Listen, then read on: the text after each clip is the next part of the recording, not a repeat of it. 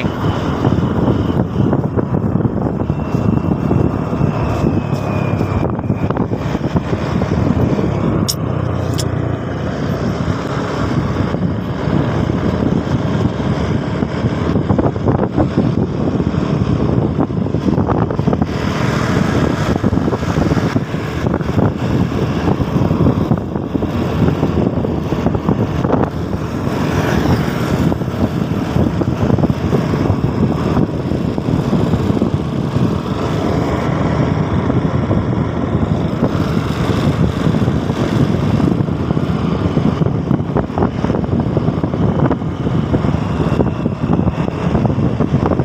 ไฟกุ๊บขึ้น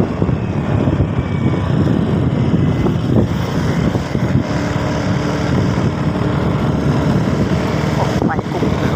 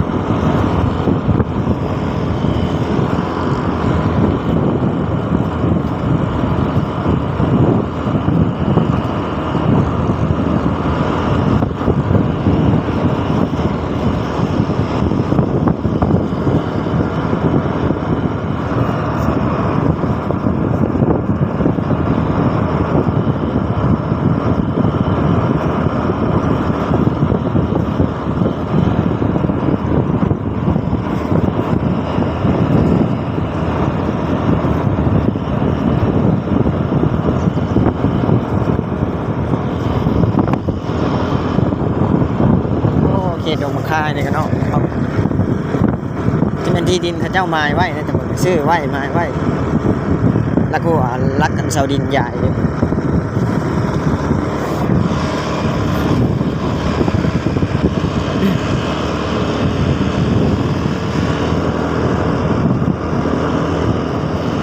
โอ้ดินจัดสรรเลยเนาะมูลค่าหลายล้านนะนี่ไอเฮือนแบบเฮือนนี่หนึ่งงามนี่งามอันนี้ก็งาม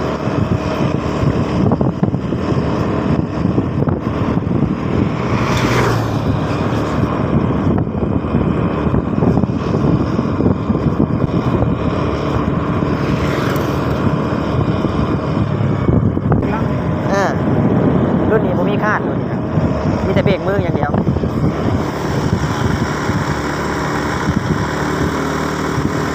ไปง่ายระบบสายพานมีค่า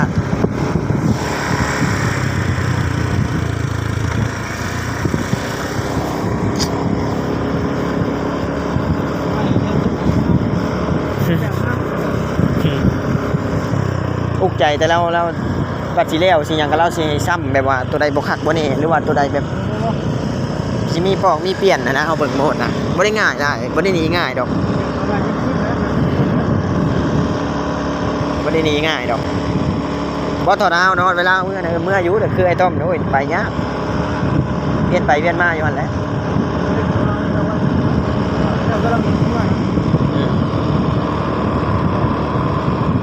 เล่งอะไรมาเอาไปกันเล่งมันทำแล้ว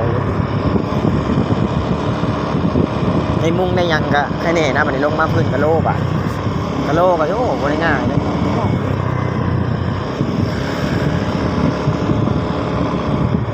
ไวเติบ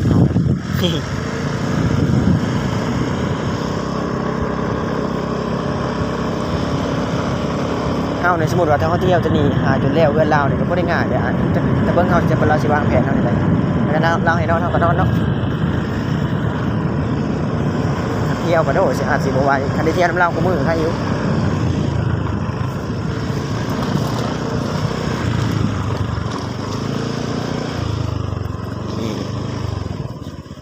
นี่มาแล้ว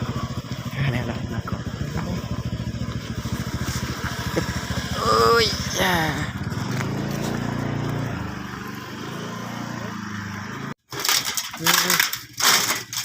มาแล้ว